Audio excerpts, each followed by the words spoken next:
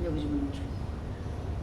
मेरा आपसे क्वेश्चन है कि जैसे हम कल यहाँ पे आए थे तो इधर डाइनिंग टेबल, इधर ये सोफ़े और जो मतलब पूरा ये हॉल भी और ये सब भरा हुआ था और कल यहाँ सत्संग है तो इस कारण सारा सामान खाली किया गया।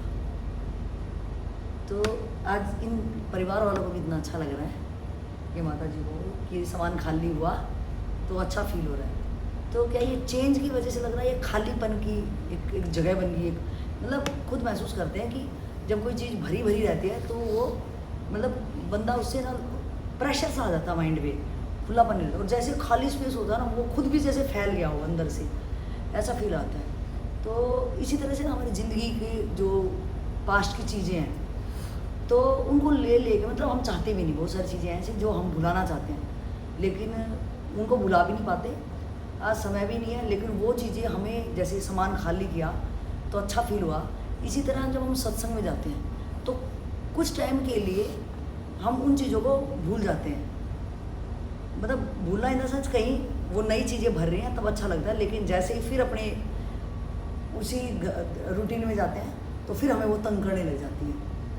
तो जब वो सामान खाली करने पे अच्छा फील हुआ या हमारी यादों में एक स्पेस आया कि मैंने सत्संग सुना, शास्त्र पढ़ा, और या वैसे भी कोई बंदा बाहर घूमने जाते हैं तो भी उसको थोड़ा अच्छा फील होता है। वो तो चेंज के कारण है कि चेंज हो गया कि कल आज ये सामान नहीं है। जब हम ये सामान खरीद के लाए थे कि डाइनिंग टेबल लाए तो बड़ी खुशी मिली थी कि यहाँ रख दें, सोफे लाए तो बड़ी खुशी मिली थी कि यहाँ रखेंगे यहाँ रखेंगे, लेकिन एक टाइम के बाद ना लोड बन गया वो चीज़ें, और आज नहीं है तो बड़ा अच्छा फील हो रहा है। तो ये भरना एक थी कि उसको खरीदने में बहुत एफर्ट्स लगा रहे थे, बड़ा अच्छा फील हो रहा था कि गेस्ट आएंगे तो ऐसे डाइनिंग टेबल पे खाएंगे, सारा सामान रख देंगे, और आज लग रहा है कि नहीं, खुलापन आज अच्छा लग रहा है। तो क्या ये हमारा भरना भी उतना ही सच था और ये खाली होना भी उतना ही सच है।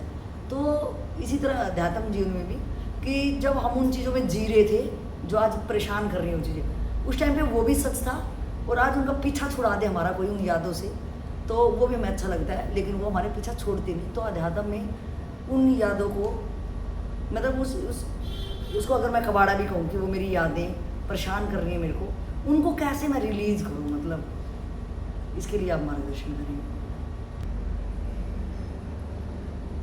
इसमें क्या होता है कि जितने भी वस्तुएं यहाँ से हटाई गई वो काम की नहीं थी, इसलिए अच्छा लग रहा है। अच्छा, अगर काम की होती तो अच्छा नहीं लगता, मतलब इनके कोई काम का नहीं है, वो लोगों के लिए था कि बाहर के लोग आएंगे, ठीक है,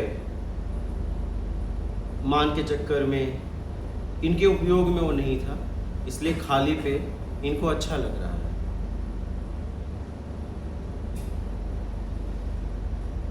तो वैसे ही हमारे जीवन में बहुत सारी बातें हैं, दिन भर हम अपने आप को उससे भरते हैं जिसका हमारे जीवन में कोई मतलब ही नहीं। आप देखोगे तो आप ज़्यादातर बातचीत, उठना बैठना बेमतलब का करते हो, बिना मतलब की बातें, जिसका जीवन में कोई सार ही नहीं, कोई मतलब ही नहीं, लेकिन समय काटने के लिए, टाइम पास के लिए।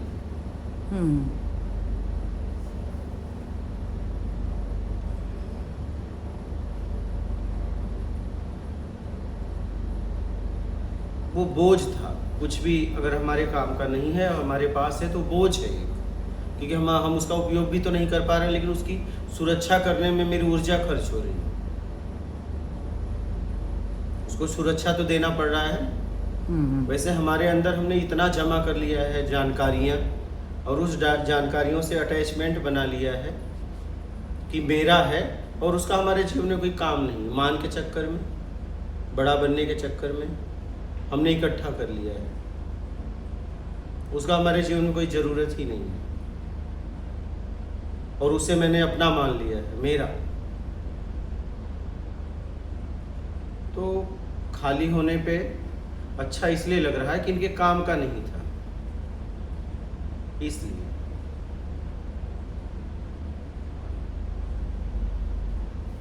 तो ऐसे ही जब हम अपने पास्ट की लाइफ को लेकर ढो रहे होते हैं और जब सत्संग में जाते हैं तो कुछ देर के लिए वो स्पेस मिलता है हमें।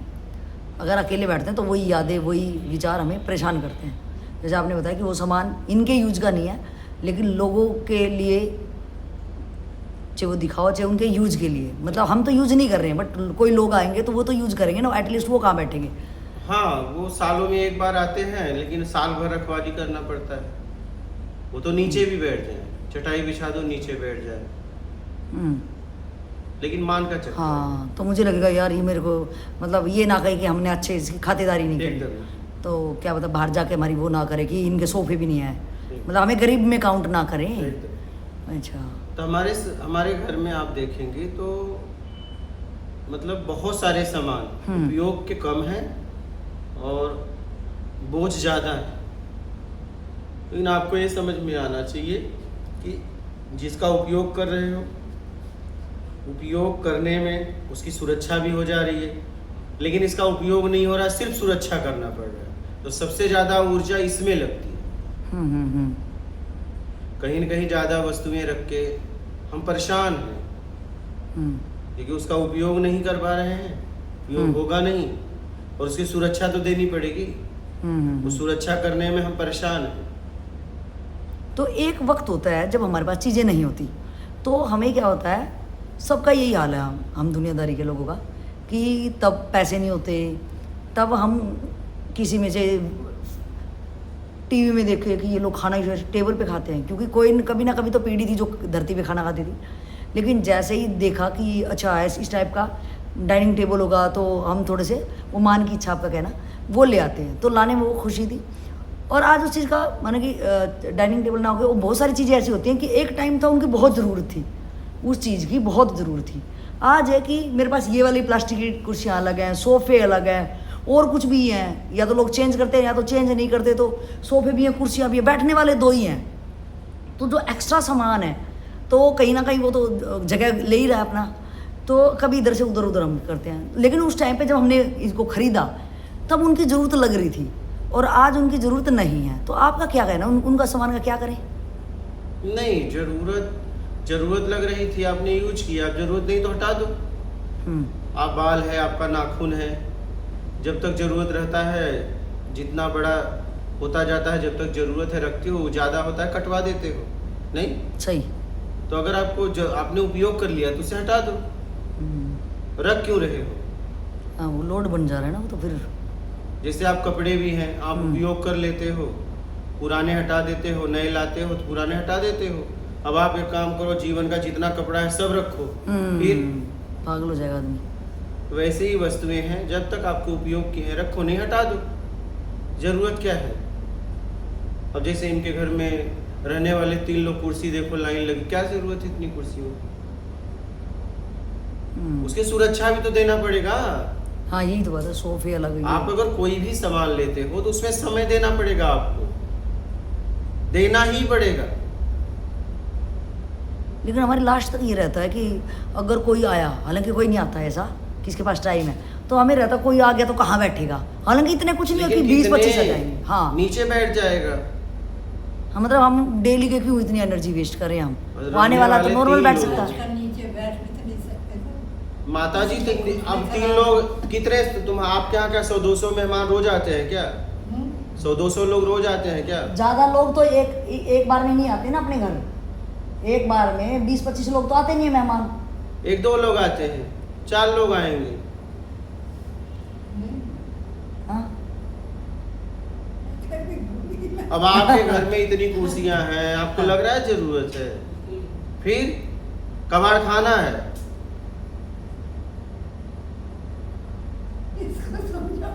किसको? बिंदु को? ये लाती सामान? मतलब नहीं, क्या जरूरत है इतनी कुर्सियों की? अरे भाई 3 लोग हो, 4 कुर्सी बहुत है क्या? और ये तो नीचे ही सोती है फर्श पे, ये तो खुद ही बोलती है मेरे को गर्मी लगती है।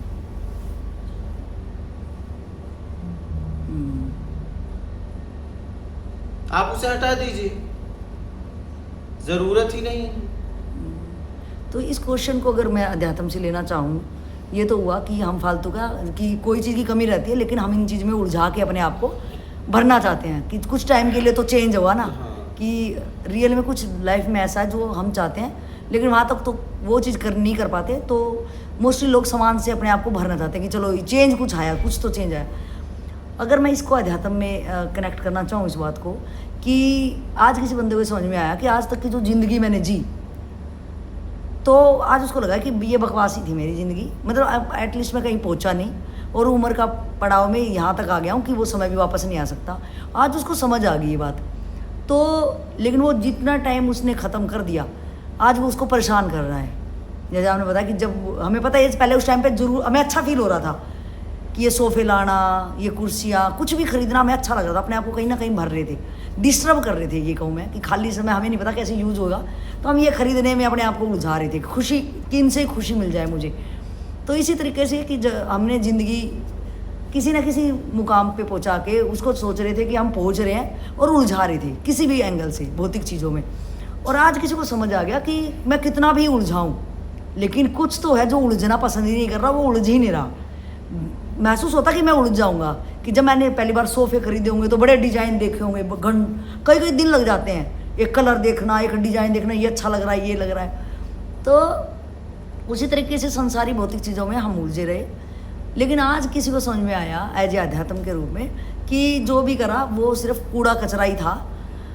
तो आज वो कूड़ा कचरा तो अब मेरे सबकॉन्शियस माइंड में सेव है, उससे मैं बहुत परेशान हूँ। और मैं चाह रहा हूँ कि मैं लास्ट मुकाम तक, जो परमात्मा ने जिस उद्देश्य से ये शरीर बनाया, या जहाँ जो खालीपन को मैं भर नहीं पाया, ना इस सामान से, ना इन सैलरी से, ना इस अपने मान के जो झंडे रहते हैं कि ये करेंगे तो शायद दूसरे लोग हमें अच्छा समझे, आज पता चला कोई नहीं अच्छा समझ रहा है यहाँ पे भाई। आज उसको एकदम वैराग्य आ गया इन चीज़ों से। तो वो जो संग्रह उसने किया, चलो सामान को तो हम हटा भी देंगे, क्योंकि खुद महसूस हो रहा कि भाई हटाओ यार, क्योंकि हल्कापन लग रहा है कि स्पेस मिल गया, कहीं भी हम घूम फिर सकते हैं, स्पेस मिल गया। तो ये सामान को हटाना हमारे शायद ईजी होएगा, कोई ज़्यादा बड़ी बात नहीं होगी, चलो भाई हटा देते हैं, क्या दिक्कत है। लेकिन वो जो सबकॉन्शियस माइंड में हमारे कर्मों के कारण हमने जो भर लिया है, और अध्यात्म में आज मुझे समझ में आ गया, तो वो दिमाग से तो वो यादें और वो उनके जो रिजल्ट से, जिस कभी किसी से राग था, किसी से ईर्ष्या थी, तो वो तो नहीं हट सकता हमारे दिमाग से। तो उसके लिए आप क्या कहना चाहोगे? जैसे इन्होंने ये सामान अभी हटा दिया, तो सामान तो हटा दिया, लेकिन सामान के यादें तो हैं ही हैं, यादें थोड़ी चली गई सामान हटाते।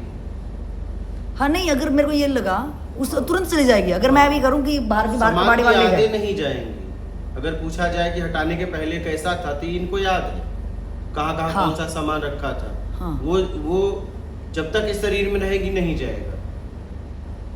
सामान का तो भूल जाते हैं शायद। नहीं भूलेगा, कैसे भूलेगा? अच्छा नहीं, मुझे अब जैसे याद है, मैं बहुत ज़्यादा जोर दूं अगर कोई चीज़ पे, तो मुझे आएगा मैंने कौन सा साइकिल चलाया था, तो है, अंदर है। हाँ सही है। हाँ कोई भी याद तो भूलते नहीं है, वो जाता नहीं। नहीं, कोई भी चीज़ की याद तो आपको नहीं भी याद आ रहा, लेकिन फिर भी है। नहीं, स्थूल चीजों की तो याद है कि वो हमें इतना परेशान नहीं करती है। परेशान इसलिए नहीं कि आपको समझ में आ गया कि हमारी जरूरत नहीं थी, मैंने हटा दिया, ठीक है। तो वैसे ही हमें लोगों से और लोगों के शब्दों से अटैचमेंट है, हमें अटैचमेंट छोड़ना पड़ेगा। लोगों से हमने जो अटैचमेंट बना के रखा है राग और द्वेष का, वो छोड़ना पड़ेगा। वो छोड़ दोगी तो यादें रहेंगी, लेकिन अब आपको दुख सुख नहीं देंगी, दोनों नहीं देंगी।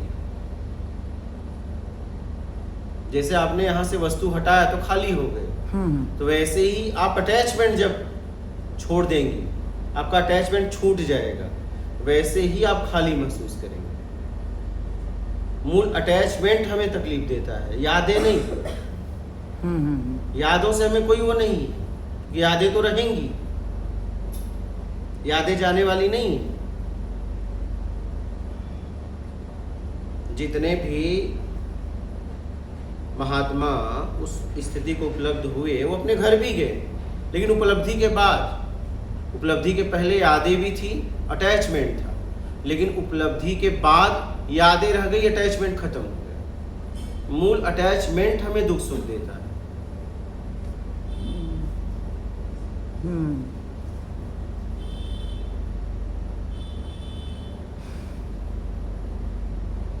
तो जैसे अगर बाहरी चीज़ तो मैंने हटा दी, ये जगह बन गई मेरे लिए। अगर मैं अध्यात्म में चाहूँ कि ये सामान हटाना मेरे लिए ईजी था, और अध्यात्म में मैं क्या मतलब उस जगह को, अपनी बॉडी को क्या हटा के जो आप कहते हो कि भैया अगर गृहस्थ है तो 1 साल तक वहाँ रहो, और जो बिल्कुल फ्री है तो वहाँ हमेशा के लिए रहो, तो वो एक जगह का एक दूसरी जगह शिफ्ट होना, और जो खुद को हल्कापन लगता है कि बच्चे अगर पिकनिक पे भी गए हैं या कई बार माँ बाप कहीं चले जाते हैं तो बच्चों का अकेला छोड़ जाता है, तो उस दिन जो आज़ादी मिलती है बच्चों को, वो अच्छा फील करते हैं। तो आप अध्यात्म में एक बार थोड़ा सा ये समझाओ कि ये जो खाली जैसे अभी किया और अच्छा लगा, खाली करते करते अच्छा लगा था, ये जगह पूरी स्पेस आज पहली बार देखा इन्होंने, तो ये अध्यात्म में कैसे कनेक्ट करेंगे, कैसे खाली करें उसको? उम्मीद छोड़ो। तो उम्मीद नहीं छूटेगी ना? नहीं छूटेगी तो अटैचमेंट नहीं। कैसे छोड़े उस उम्मीद को? कोई ऐसा उम्मीद बनाया है आपने, उम्मीद आपने बनाया, कहीं न कहीं आप कमजोर हो। उम्मीद कब बनाते हो? जब आप कमजोर हो, तो आप उस कमजोरी को दूर करो। आपने उम्मीदें बनाई है तो छोड़ना तो आप पड़ेगा, और नहीं छोड़ पाओगे तो कुछ नहीं होगा। अगर आप नहीं छोड़ पाओगे तो कुछ नहीं होगा, जहां हो वहीं रहोगे। अटैचमेंट छोड़ने के लिए आपको उम्मीद छोड़ना पड़ेगा। उम्मीद में अटैचमेंट हुआ है। जब उम्मीद छूटेगी तभी अटैचमेंट छूटेगा। आप कितने भी दूर चले जाओ, अगर अटैचमेंट नहीं छोड़ोगे, उम्मीद नहीं छोड़ोगे, तो अटैचमेंट नहीं छूटेगा। और दूर जाने पे आपको अटैचमेंट का पता चलता है।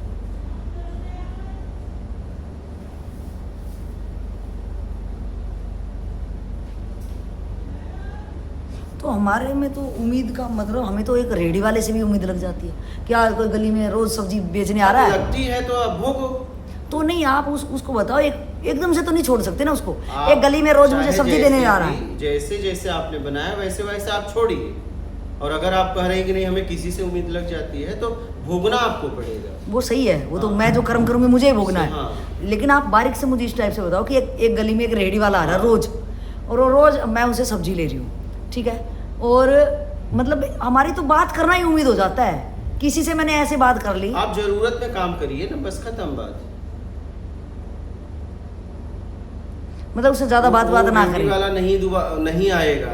हाँ। और अगर आपका उधार उससे लेना देना नहीं रहेगा, कैश का लेना देना रहेगा, आप अपने काम से मतलब रखेंगी, तो आप वो नहीं आएगा, दूसरे से सामान ले लेंगी, उसका इंतजार आप थोड़ी करेंगी। लेकिन मेरा ये कहना है, मैं और थोड़ी बारीक से अपनी क्लैरिटी दूं बात को, कि वो रोज़ रेडी वाला आ रहा है, मैं रोज़ उससे सब्जी ले रही हूँ, तो वो भी मेरे को राम राम करेगा पहले दिन या दूसरे दिन, उसका मतलब होता है मैं उसका बंदा ग्राहक हो गया।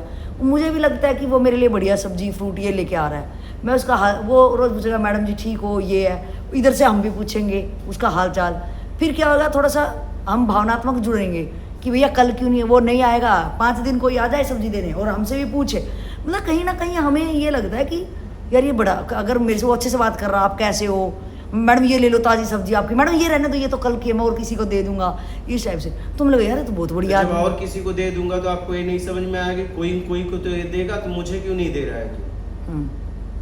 तो किसी को तो बेवकूफ बनाएगा नहीं। चलो उस समय आपको बोलना चाहिए, नहीं किसी को समझना है। जब उसने आपको ये शब्द कहा कि मैं किसी और को दे दूंगा, तो आपको तुरंत कहना चाहिए कि कोई और में तो इंसान ही रहेगा, कोई और में तो इंसान ही रहेगा ना।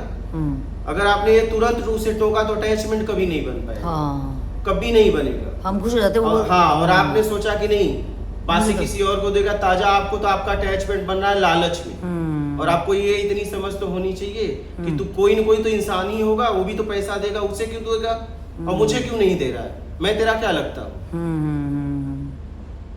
चापलूसी रहेगी तो अटैचमेंट बनेगा। हाँ, यही मैं देखना चाहिए कैसे बनती है। अगर आप साफ साफ बात करोगी तो अटैचमेंट कभी बन ही नहीं सकता। हाँ, वो कहता है मैडम आपके लिए 10 रुपए कम कर देता हूँ। क्यों कर देगा? हाँ। क्यों कर देगा भाई, हम तुम्हारे क्या लगते हैं? क्यों कर देगा? और चलो ये भी बीच में अगर बात नहीं आई जो मैंने कहा, वैसे ये बातें जनरली बनती है।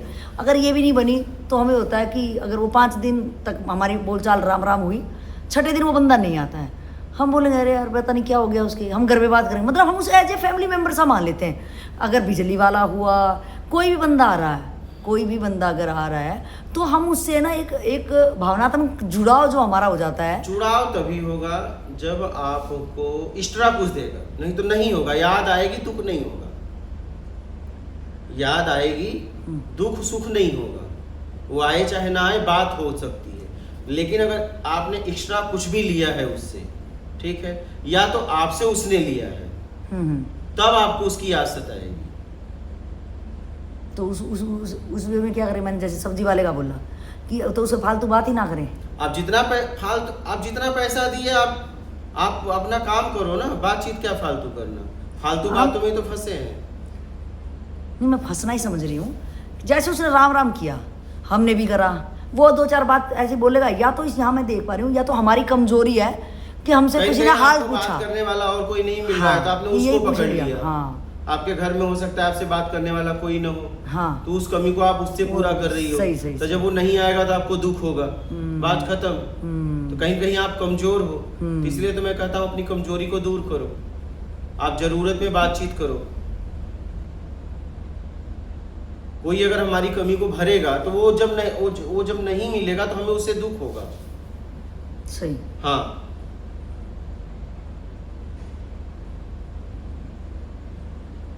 उम्मीद कितनी बारीक से लगती है, मतलब एकदम। उस रेडी वाले से हम इतना कर लेते हैं कि वो कुछ मतलब अगर हमसे एक्स्ट्रा भी ले तो भी दे देते हैं, चलो कोई बात नहीं यार, ये तो दोनों में हमारे से तो बड़ा दोनों में फंसना है। बारीक से फंस जाते हैं। आप दोगे तो भी फंस जाओगे, लोगे तो भी फंस जाओगे, और आप ज्यादा दोगे बाद में नहीं दोगे तो उसे बहुत दुख होगा। तो आपका कहना क्या है कि मतलब जितना ही काम है बस उतनी सी बात करें? जितना अपना काम है उतना बात करो, फंसोगे नहीं। और अगर वो भी लाई चुपड़ी बात कर रहा तो उसको बोलते कि ये करेगा ही नहीं, उसको अच्छा। क्या पड़ी, आप शुरुआत मत करो, नहीं करेगा। आप उसके कस्टमर हो, वो फालतू बात करेगा ही नहीं। जैसा क्लाइंट रहता है वैसा वो बात करता है,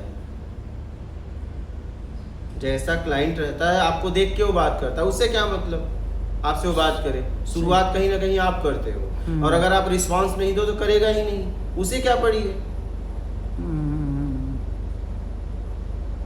सही। कहीं न कहीं जब हम रिस्पांस देते हैं तब सामने वाला हमसे करता है, नहीं तो करेगा ही नहीं। सही। चाहे हम फेस से दें चाहे शब्दों से दें, कहीं कहीं से दे रहे हैं। आदमी तभी बोलता है जब जरा सा मुस्कुराहट हमारे अंदर देखता है। हम गंभीर ऐसे बैठे रहें, कोई जल्दी बोलेगा ही नहीं। सही है। और आप जरा सा देख के आपने स्माइल किया, स्माइल का मतलब आप उससे बात करना चाह रहे हो। जानवर तक स्माइल को समझ जाते हैं, कुत्ते तक समझ जाते हैं। कभी आप ध्यान दो, कुत्ते को हमने खुद देखा है, हमने प्रयोग किया है। हम उसे घूर के देखे, वो जब घूर के देखा तो वो दूर ही खड़ा रहा, क्या, और ऐसे घूर के देखता रहा, कुछ देर बाद चला गया। और मैं मुस्कुराया तो पोछ हिला दिया। हमने उससे कुछ कहा थोड़ी ना, सिर्फ मुस्कुराया। तो मुस्कुराना फंसना है मतलब? तो मुस्कुराना मतलब आपने सामने वाले को बोल दिया कि बातचीत करनी है। आपने एक इंद्री का प्रयोग तो कर लिया ना। 5 इंद्रियों से हम बातचीत करते हैं, मतलब फंसते हैं हम। हाँ। तो उम्मीद से ज्यादा ना लो ना दो, दोनों ना दो ना लो, इसलिए कि आप अगर योग्यता से ज्यादा, ठीक है, उम्मीद मतलब अगर आपने योग्यता से ज्यादा उसे दे दिया या तो खुद ले लिया, तो योग्यता से ज्यादा मिल गया तो आप क्या है, वापस तो लौटा नहीं पाओगे, ठीक है। और योग्यता से ज्यादा मिल गया तो आप परेशान हो जाओगे, यूज नहीं कर पाओगे। एकदम सही। यूज करने की ताकत नहीं रहेगी। सही है। तो कभी भी किसी को, सामने वाले को, उसकी औकात से ज्यादा मत दो। अगर दोगे तो वो परेशान हो जाएगा। हाँ, बर्बादी करेगा उसको। हाँ, उसको क्योंकि संभालना नहीं आएगा, संभालने की क्षमता नहीं। सही मैनेजमेंट नहीं उसके पास। तो कभी भी अपने अधिकार से ज्यादा काम मत करो। आप अगर कुछ लेन देन कर रहे हो तो सामने वाले की योग्यता देखो। आप ज्यादा भी दे के उसे गिरा रहे हो, ऐसा आपको लगता है कि हमने ज्यादा दे दिया, हमारा लौटा नहीं रहा, ये आपको पहले ही पता होना चाहिए कि लौटाने की क्षमता उसकी नहीं थी, और वो गलत जगह उपयोग करेगा उसका, क्योंकि उसको क्षमता नहीं। जिसको तलवार चलाना नहीं आता उसे तलवार दे दो तो अपना ही शरीर काट देगा। सही है। हाँ, वो जहाँ भी चलाएगा नुकसान ही करेगा। आप किसी को तलवार दे के सिखाया नहीं, आप तलवार दे के युद्ध में, मैदान में उतार दिए, और एक नहीं 2 तलवार दे दिया, तो क्या होगा उसका? वो अपने आदमियों पे एक्सपेरिमेंट कर देगा या तो खुद पे करेगा। कहने का, हाँ, तो कहने का मतलब है आप योग्यता से ज्यादा लेन देन ना करिए। आप जिस काम के लिए जिसके पास गए हैं मूल उसी पे बात करें। अगर निकलना है तो एकदम सही। अच्छा, सीधी सी बात, जिस के लिए हम जहाँ पे गए हैं उसके अलावा और कोई बात नहीं करना है। अगर उसके अलावा आपने बात किया तो आप फंसना चालू, सीधी सी बात। आप सब्जी वाले के यहाँ सब्जी लेने गई हैं, तो सब्जी तक बात करिए ना। उद्देश्य क्या था वहां तक जाने का? उद्देश्य आपका क्या था? खाली सब्जी लेना, बस ना। तो वो करके आइए ना। उससे ज्यादा अगर आप करेंगे तो फंसेंगी ना। गलती तो आपकी है। तो जिसके पास जिसके लिए गई सिर्फ वो बात करिए, आप निकल जाएंगे पक्का।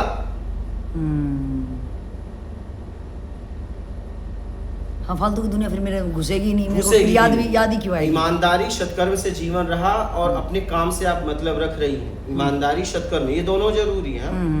ईमानदारी सत्कर्म, जरूरतमंद की सेवा और जीवन में ईमानदारी, और सिर्फ अपने काम की बात कर रही हैं, ठीक है। आप फंसेंगे ही नहीं, निकल जाए।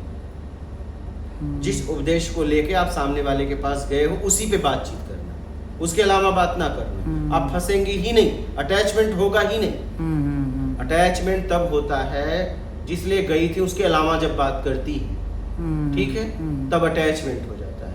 आप एक बात बताऊं आपको, देखो जैसे आप दवा लेने जाते हो तो आप देखना एमडी एमबीबीएस डॉक्टर से कभी अटैचमेंट नहीं होता, और इनके नीचे रहते हैं उनसे हो जाता है। हाँ, एक पर्ची बनाने वाले से हो जाता है कि क्यों भाई हो जाता है? क्योंकि ये आपसे बात करेंगे, हाल चाल पूछते हैं, ठीक है, बढ़िया से बैठाते हैं, कहाँ रहते हो क्या। और एमडी डॉक्टर आपसे बात तक नहीं करता, सीधा पर्ची बाहर ही करती है।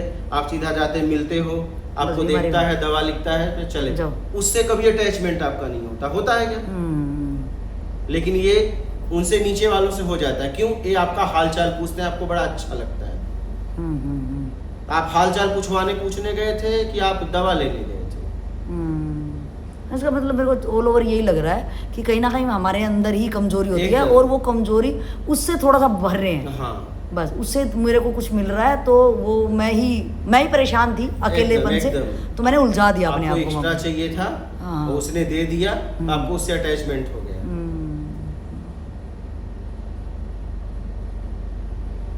एक आप कहते हो कि जरूरतमंद, तो हमें ये जरूरतमंद जो दिखता है हमारे अंदर, ये प्रॉब्लम होती है। एक तो वो रहती है कि हम जल्दी सी कि हम झाड़ू वाले से भी अटैचमेंट कर लेते हैं, सब्जी वालों से भी, मतलब खुद ही फंसते हैं। हमें अभी तक ये समझ में नहीं आता फंसते कैसे हैं। मुझे बारीक से समझ में आया कि हम ऐसे फंसते हैं कि कोई हालचाल, कोई राम राम भी करते चलता फिरता, अगर गली में मैं बाहर बैठ जाऊँ अपने गेट पे और कोई मेरे को 2-4 दिन इकट्ठे राम राम कर दे आते जाते ही की टाइम पे, तो मेरा उससे भी अटैचमेंट हो जाएगा। अरे फलाना राम राम करता था, बच्चा दिख नहीं रहा। तो ये मुझे पता चला कि हम फंसते कैसे हैं। अब आपका एक है ज़रूरतमंद की सेवा, तो मेरे को जो ज़रूरतमंद लगते हैं, तो मेरा ये विवेक काम नहीं करता वहाँ पे कि जैसे मैंने एग्जाम्पल दिया वो रेडी वाले का ही, अगर उसने मेरे को ये बोला कि अभी मेरी बहुत लोग आते हैं गली में भी, किसी भी टाइप से वो हमारे से पैसे मांगते हैं, किसी भी टाइप से। तो आजकल ना तो वो आप कहते हो खाना खिलाओ या पैकेट फाड़ के दो, ऐसे तो कोई भी नहीं है। तो हम सोचते हैं ऐसे कोई भी नहीं लेता ऐसे, और हम चाह रहे हैं कि भैया ज़रूरतमंद कैसे ढूंढे। तो हमारे सामने जो भी आता है, और वो लोग भी बड़े एक्स्ट्रा ऑर्डिनरी हो गए हैं कि वो बिल्कुल अच्छे से पॉलिश करके शब्द बोलते हैं कि जी हमारे बेटियों की शादी है, हम NGO से हैं, अनाथ आश्रम से हैं, तो अब आप कहते हो पका हुआ भोजन कराओ, तो कहीं उनको पता होता सड़ जाएगा और कितने घरों में करेंगे, तो वो कच्चा अनाज लेते हैं और या पैसे लेते हैं, ये पैसे लेंगे, और वो कपड़े भी नहीं लेंगे। हम सोचते हैं कि भाई ये कपड़े हमने 1-2 बार पहन लिए, चलो कोई यूज़ कर लेगा, तो कहेंगे नहीं वो नहीं पहनते, मजदूर भी नहीं लेते पहने हुए कपड़े, बोलेंगे नहीं हम चाहे अपने बच्चों को फटे पुराने पहन लें, ये नहीं कपड़े नहीं पहनाएंगे। तो हमें लगता है कि ये ज़रूरतमंद है, और अगर वो मेरे को मतलब कहीं ना कहीं मुझे ये भी पता होता है और ये पता भी नहीं होता। अगर मैं ये कहूँ कि भैया सारे ऐसे ही हैं ये मांगने वाले, और तो मेरे को लगता है कहीं पत्थर दिल ना हो जाओ, यार क्या पता रियल में इसको ज़रूरत होगी। तो ज़रूरतमंद है या नहीं है मेरे सामने, मुझे डिफाइन नहीं करवाई मैं कि कौन है, क्या पता वो बिल्कुल ज़रूरत वाला हो, लेकिन आप कहते हो कि भैया कच्चा सामान तो देना नहीं। अब वो कहेगा नहीं रिफाइंड का तेल नहीं है तो हमें बंद पैकेट ही देना पड़ेगा, अनाज मांगेगा तो अनाज ऐसे ही देना पड़ेगा, कुछ भी मांगेगा तो हमें पैकेट बंद ही देना पड़ेगा, चाहे वो बाद में उनको बेच भी देता है। और ऐसा कोई नहीं मिलता यहाँ पे कि आप उसको भोजन कराओ, भोजन वाला नहीं मिलेगा, पैकेट फाड़ के तो नहीं मिलेगा हमें। तो अब आप वो ज़रूरतमंद को, जैसे कोई आया कि बेटी की शादी करनी है, आप इतना पैसा दे दो, और बाद में लगता है कि उनकी औकात जितनी थी वो अपनी बेटी की शादी करते, हमें क्या लेना था उससे। मतलब वो और किसी से पैसे ले लेके एक वो भी उनका भी मान दिखावे का चक्कर होता है। वो हाई फाई सोचते हैं ये स्टैंडर्ड की शादी करेंगे तो पता चलेगा, हालांकि हमारी औकात उतनी है नहीं। तो लेकिन मुझे ही लग रहा है यार ज़रूरत है, बेटी की शादी है तो मुझे कर देना चाहिए। या जैसे बाढ़ आई, कहीं पे ऐसे लोग जो कि इस टाइप से उनका दिमाग काम करता है, कहीं पे भी कहीं की भी थोड़ी बहुत वीडियो बनाई, बोलेंगे बाढ़ में ऐसे हो रहा है, देखो हम ये वाली सेवा कर रहे हैं। मुझे नहीं पता रियल में वो मेरे जो पैसा है, मेरी जो सेवा उसके पास पहुंच भी रही है नहीं पहुंच रही। तो वहाँ पे हम कैसे पता चले कि ज़रूरतमंद कौन है और ज़रूरतमंद कौन नहीं है? ज़रूरतमंद अगर रहेगा तो जैसा आप दोगे वैसा उपयोग करेगा। अगर भूखा एक आदमी है 2 दिन से, तो उसको 2 दिन का भी महंगा भोजन दोगे तो कर लेगा। उस समय आपसे पकवान नहीं मांगेगा, और पकवान की मांग कर रहा है तो भूखा नहीं है, ठीक है। और रही बात उसे कपड़े की ज़रूरत है, तो आप चाहे 1 साल पुराना भी दोगे तो वो पहन लेगा। वो नया पुराने की बात ही नहीं करता, ऑप्शन वो नहीं ढूंढता। उसे उपयोग करने के लिए अगर उस वक्त मिल गया तो उपयोग कर लेता है। नहीं, हमें थोड़ा यहाँ पे डर लगने लग जाता है ना इस चीज़ का, धर्म कर्म का। और यार मेरे दरवाजे से ऐसे चला गया, पता नहीं क्या बद्दुआ दे देगा। बद्दुआ देखिए, मैं आपको एक ही बात बताता हूँ, जब आप समझ के किसी के भावनाओं को ठेस पहुँचाते हो, चाहे वो जैसा भी हो, ठीक है, तो आपको बद्दुआ लग ही जाएगी। और अगर आप किसी की भावनाओं को समझते हो तो बद्दुआ नहीं लगेगा। आशीर्वाद या श्राप किसी के बस में नहीं है। कर्म, हमारा जैसा कर्म है वैसा हमें आशीर्वाद या श्राप मिलता है। तो डरना नहीं चाहिए, नहीं बहुत हमें समझ के जीना चाहिए। देखो, समझ के जीना पड़ेगा, साफ साफ बात है। आपको समझ के जीना पड़ेगा और समझ के करना पड़ेगा। और ज़रूरतमंद है तो जैसा हम दे रहे हैं वैसा लेगा, क्योंकि देने वाले हम हैं, उसे ज़रूरत है। वो आपसे कहेगा ही नहीं ये नहीं, ये ऐसा कहेगा ही नहीं। ज़रूरतमंद व्यक्ति कभी ऑप्शन नहीं खोजता, उसके पास ऑप्शन है ही नहीं है, ऑप्शन खत्म हो चुके हैं उसके पास। तो जैसा आप दोगे वैसा उपयोग कर लेगा। और आपको समझ के भी चलना पड़ेगा, सीधी सी बात है। आपको अगर करना है तो आपको भी समझना पड़ेगा अपनी समझ से। वहाँ हमारी जो समझ है, जैसे मैंने बोला कि बाढ़ में जो बंदे परेशान है, वहाँ से भी कोई भी बंदा वीडियो बना के अपने नंबर दे के और आप वहाँ जाइए ना, आप वहाँ पे जाइए। तो बहुत बार तो ऐसा होता है कि हम नहीं जाने का टाइम है तो आपके आसपास अगर हो तो कर दो, नहीं छोड़ दो। अच्छा, हाँ, आप जांच के करिए। अच्छा, आपका कहना कि अगर मेरा पैसा जहाँ भी लग रहा है तो मैं एक बार जांचूं उस चीज़ को कि वो उपयोग हो रहा है कि नहीं। हाँ, ऐसे ना दूं। ये मेरा दायित्व है, कर्तव्य है। ये मेरा दायित्व है, कर्तव्य है। सही है। अरे भाई, जैसे मान लीजिए बंदूक की दुकान है, ठीक है, अब बेचने के लिए तो रखा ही है। अब कोई पेपर लेके ना आया, पैसा लेके आया और बंदूक उसने दे दिया, तो दुकानदार नहीं पकड़ा जाएगा। उसका काम था ना, पैसा बाद में देखता, पहले पेपर देखता। अब वो बोले नहीं, उसे जरूरत थी, उसे रक्षा अपनी करनी थी, और वो अगर कुछ इधर उधर कर दिया, वैसे भी साधारण पकड़ा गया, तो भी दुकानदार को भी सजा होगी, नहीं होगी? कि भाई तुझे लाइसेंस दिया गया था बेचने का, तो तुझे उसी आदमी को देना था, क्योंकि तुझे एक ताकत दी गई थी, उसी आदमी को देना था जब गवर्नमेंट कानून उसको परमिशन दे, ठीक है। और वो अगर किसी को बेच दे, बोले जरूरतमंद था, लेकिन जरूरतमंद के पीछे पेपर दिखाता तो देते। तो आपका कहना कि अगर हमारा पैसा ऐसे ही हम समझ लेते हैं कि ये इसकी ज़रूरत है और वो ज़रूरत होती नहीं एक्चुअल में, और उससे वो यूज़ करेगा, तो मतलब उसके जो गलत कर्म है उसमें हम भी जिम्मेवार हैं। आप भी जिम्मेदार हैं, क्योंकि आप लापरवाह व्यक्ति हो। दो तो उसे जांचो, नहीं तो दो ही मत। सही। वो पड़ा रहेगा तो कहीं कहीं खर्च होगा, ठीक है। दो तो जांच के दो, नहीं तो मत दो, सीधी सी बात है।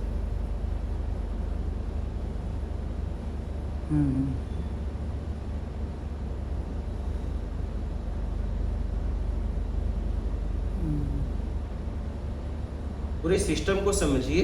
अगर आप किसी को कोई की भी काम में सहयोग कर रहे हो तो देख लो काम हो रहा है कि नहीं। ये जिम्मेदारी आपकी बनती है। सही। एक छोटा सा लास्ट क्वेश्चन मेरा। कई बार हम एक हैबिचुअल हो चुके होते हैं कोई चीज़ को लेके, तो हम आम जब बात कर रहे होते हैं कि मेरे को ना नॉर्मल बात होती है, ना मेरे को उससे रोष है, ना मेरे को उससे कोई लगाव है, ना कोई उम्मीद है। तो एज ए हैबिचुअल अगर सिचुएशन कुछ इस टाइप की बन जाती है तो मेरी ये हैबिट बन चुकी है और मेरे मुंह से कुछ इस टाइप का कुछ निकल जाता है, जो कि मेरा भाव नहीं था। मेरा भाव उसको ठेस पहुंचाने का नहीं था किसी भी टाइप से, और मेरे एक रैंडम तौर से, एक हैबिट के तौर से मेरे वो बात निकल गई।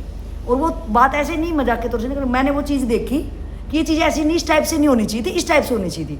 करने वाले ने उस चीज़ का वो उसको, हालांकि जिम्मेवारी उसकी बनती थी, जो करने वाला था जिम्मेवारी उसकी बन रही थी कि इस काम को कैसे ढंग से करना चाहिए, लेकिन उसने नहीं किया। उसकी भी हैबिट होगी केयरलेस, ऐसे ही कर दिया होगा बस उसने।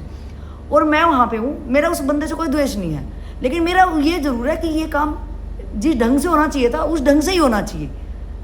इस काम से किसी को किसी भी टाइप की परेशानी नहीं होनी चाहिए।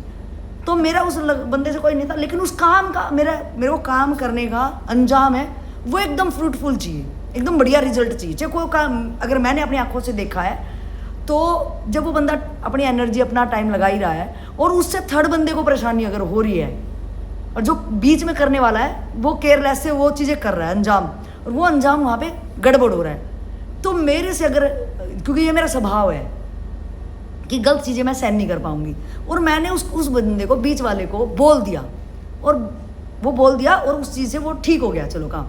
तो फिर मेरे को लगता है यार मैंने इसको कहने के तरीके से, क्योंकि मैंने उसको रोष में ही बोल दिया। रोष मतलब अगर मैं वो एक्शन ना लेती तो वो एकदम तुरंत एक्शन नहीं लेता, अगर वो तुरंत एक्शन लेता तो पहले ही नहीं करता गड़बड़ का। तो अब मेरे को फील आ रहा है कि मैंने कहा इसको या ना शायद मेरे को प्यार से बोल देना चाहिए था। तो जो मुझे उस टाइम पे मुझे क्या करना चाहिए? नहीं, आपने जैसे किया सही है। अच्छा, क्योंकि वो प्यार से समझता नहीं, ये भी बात आपको पता था। तो वहाँ कोई काम था समाज के लिए, वो काम जरूरी था, और आपने कहीं न कहीं उसे आता था, फिर भी वो लापरवाह आदमी था। कम से कम आपके डांट से उसने कुछ सीखा तो अगर हम किसी के स्तर को उठाने के लिए उसे डांट भी रहे हैं तो डांटना नहीं हुआ, वो चाहे बुरा माने चाहे अच्छा माने, इससे कोई फर्क नहीं पड़ेगा। तो मुझे जो अफसोस होता है कि शायद मुझे अफसोस होना ही नहीं चाहिए। ठीक, अफसोस होना ही नहीं। अगर आप नहीं डांटोगे तो आपका स्तर गिरेगा। हाँ। कि आप अच्छा बनने के लिए डांटे नहीं, कम से कम वो सीख सकता था, अब वो आगे भी जाएगा तो ऐसे ही करेगा। कम से कम आप यहीं से रोक लेते। एकदम से, बहुत बढ़िया। ये आपके हाथ में था, बहुत ही बढ़िया। तो आपके पास क्षमता थी, आपने उस क्षमता का उपयोग नहीं किया, तो आपका स्तर गिर गया। क्योंकि आप उपयोग करते तो एक आदमी का स्तर उड़ जाता। अब वो आपने यहाँ नहीं डांटा तो आगे भी वो काम करेगा तो ऐसे ही करेगा एकदम। और उसके जिम्मेदार वो नहीं, आप होंगे। बहुत बढ़िया, बहुत बढ़िया। तो हमें किसी को बढ़ावा नहीं देना चाहिए गिरने के लिए। बहुत ही बढ़िया। हमें कभी भी चाहे सामने वाले को अच्छा लगे चाहे बुरा लगे, उसके हित की बात करना चाहिए। और अगर उसका हित हो रहा है तो उसे सीधा कर दो, भाई हम नहीं बर्दाश्त कर पाएंगे। क्या? बहुत बढ़िया। आपको ये जगह छोड़नी पड़ेगी, या मैं छोड़ देता हूँ, लेकिन मैं आपको गिरते हुए नहीं देख सकता, मैं आपको बिगड़ते हुए नहीं देख सकता। सही सही। अपने स्वार्थ की पूर्ति के लिए किसी को बिगाड़ो मत।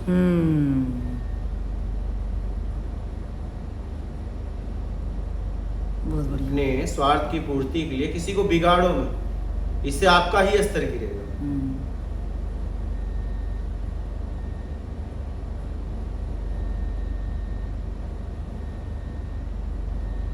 ठीक है, बहुत अच्छा।